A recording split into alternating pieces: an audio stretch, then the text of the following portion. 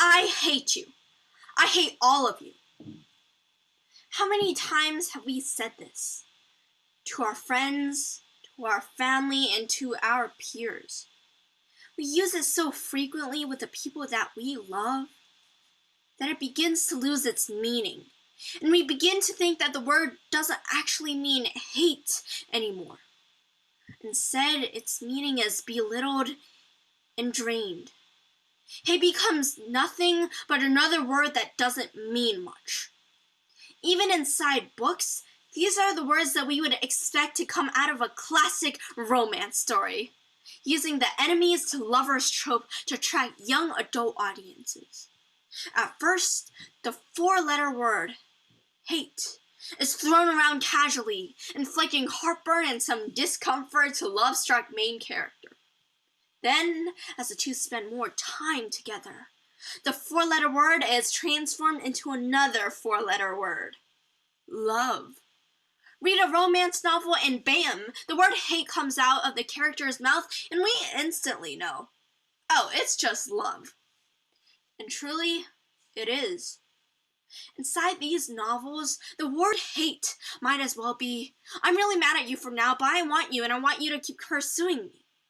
Hate inside novels are spoken facts, full of dramatic dialogues. And while we seem to understand what hate means inside books, let's face it, our lives are nowhere near what happens inside those books and classical films. We think we understand the word hate and its implications. We see it in the news all the time. We've seen the Black Lives Matter protests and brutal police beatings. Following the rise of the coronavirus pandemic, the number of anti-Asian and targeted hate crimes reached a new high of 339% compared to the previous years. We've seen this in the surge of racist, sexist, and homophobic and xenophobic attacks and biased news in America alone. And we've seen more than enough numbers and statistics flashing about the screen of the news we watch every day. We have seen footage of harassment, racist slurs, and assault on the elderly and the innocent. But the problem about understanding and only recognizing hate when it's in the form of physical violence and news isn't ideal. Our empty talks and advocacies for what we perceive to be hate are limited. I mean, you all agree with what I just said, right? All of these ideas sound so far right to you? Yes, you are a supporter of gender equality. Sure, you agree that all races should be treated equally. But don't you think they sound a bit distant from you? Other than bringing awareness to blatant statistics already broadcasted, what can you do? Can you really become one of those teenage mutant ninja turtles and save people? I mean, sorry to burst your bubble, but you're more likely to get arrested than to arrest. It seems too far away from us to imagine that they would have any relation to us at all, or if we could ever do anything about it. But hate appears in our lives in many different forms as well.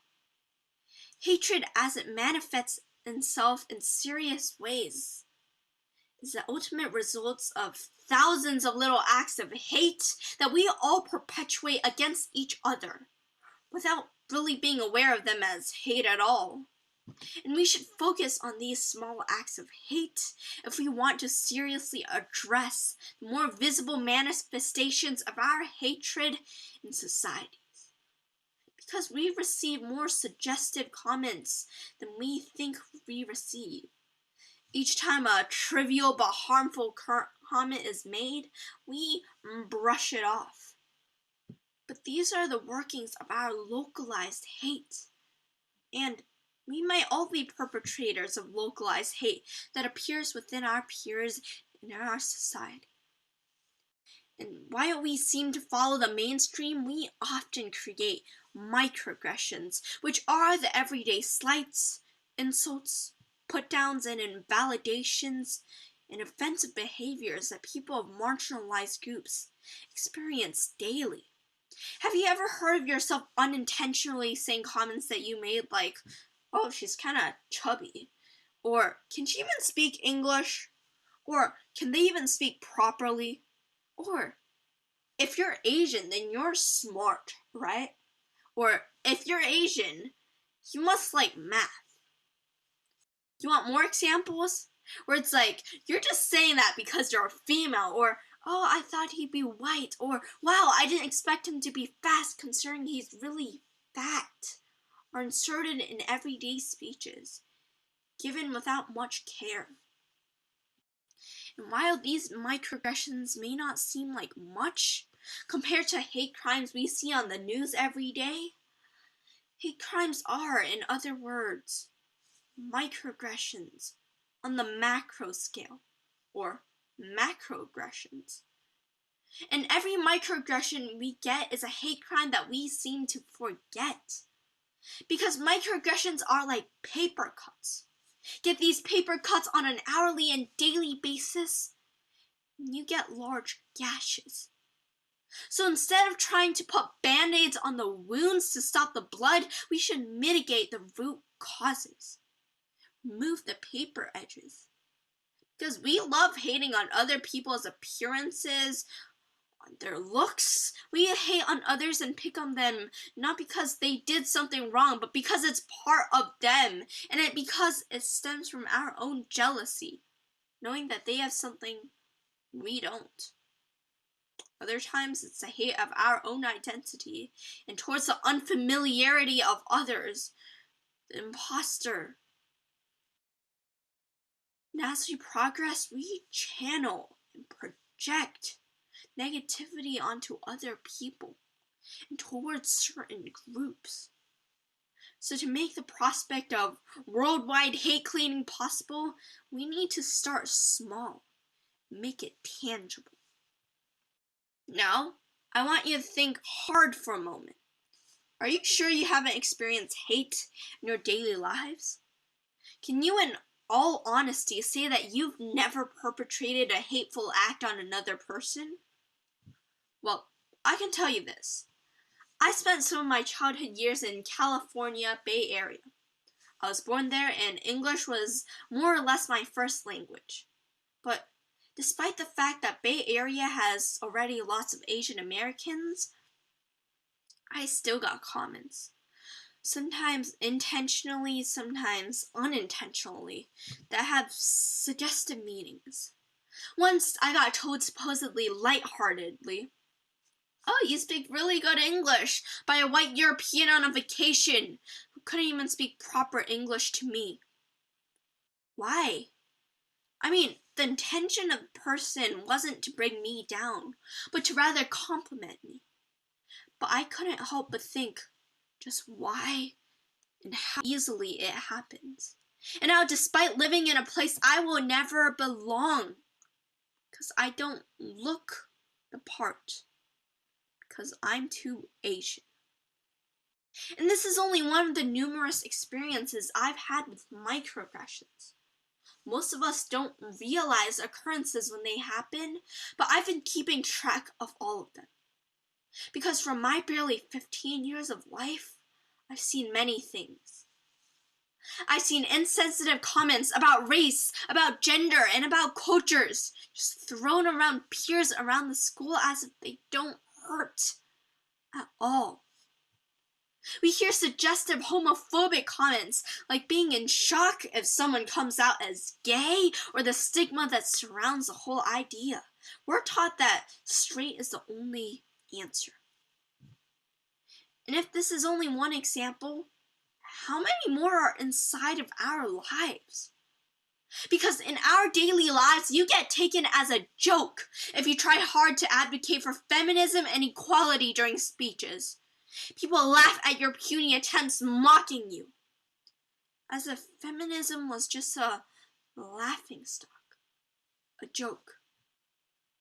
You and I have both seen fat shaming and body shaming comments thrown around carelessly. Words like, he's so fat, can he even run? Or, she's just not exercising hard enough, or she's so ugly said in everyday lives.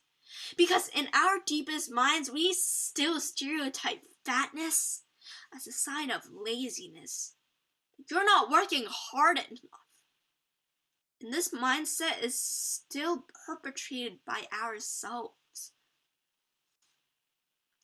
And as for my peers and friends in a non-Asian country, you get suggestive phrases like, "Oh wow, you speak really good English," or "Your eyes are actually quite big compared to the others," to your face, as if you aren't an Asian.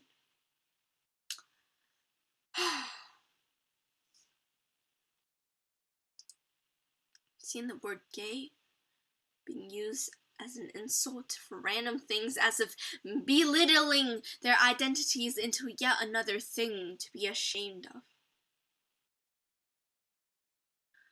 I've been a bystander of watching a group of friends ditch and isolate another one of their so-called friends because they thought she was weird, clingy, and annoying, creating another sense of, "I'm better than you."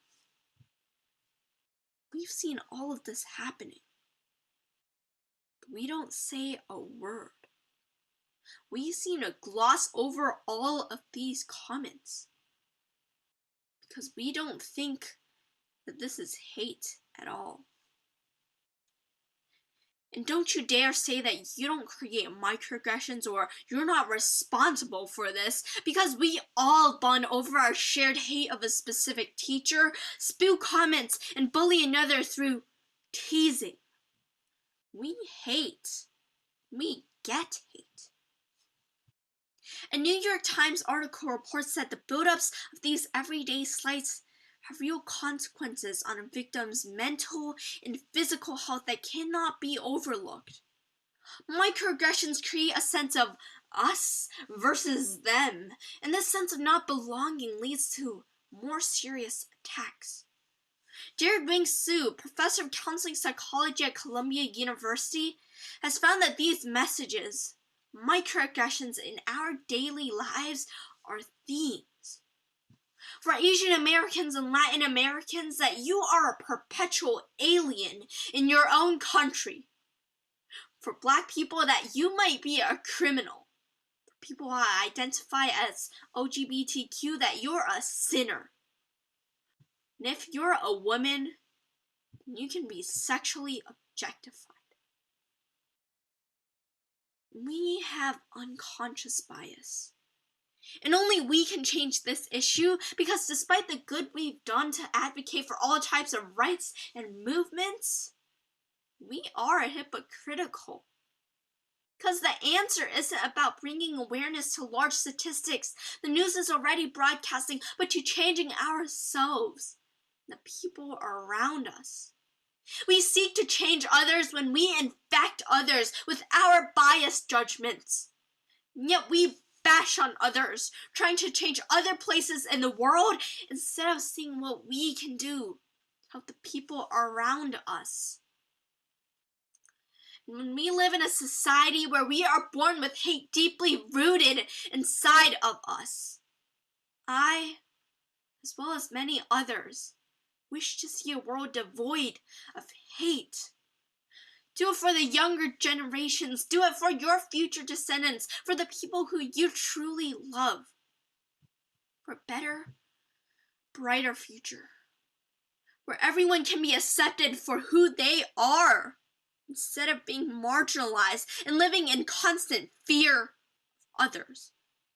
For the hate crimes to be at an all-time low, and for people to stop consistently judging you for who you are. For equality, and all the things worth fighting for. We can do it. We can do it.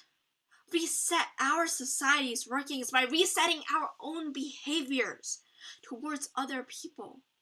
Carry the burden upon ourselves to make a difference. We need to be attentive to comments people around us are making, and we need to stop being ignorant. We need to open up our eyes because most people fail to recognize microaggressions. But Dr. Alicia Tran, professor of counseling psychology at Arizona State University, states that many people actually shake off their microaggressions instead of tackling them. But together we can call out the wrongs of our society by calling out the actions around us. Start from small. Because like microaggressions, the more you help others around you open their eyes, we sow the millions of tiny cases of personal animosity before addressing larger issues of social hatred. In short, we need to make it personal. Last but not least, stop romanticizing hate like it is in novels, because, well, it really isn't. We want the world to be a better place. Remember, only when you stop the people around you can you truly make an impact on society. You and I are not influential people on the media who can encourage others with the stroke of their hands. But we are the silent workers who can still bring the issue to light, just using a different way. And that starts with you. And that's how we reset. Thank you.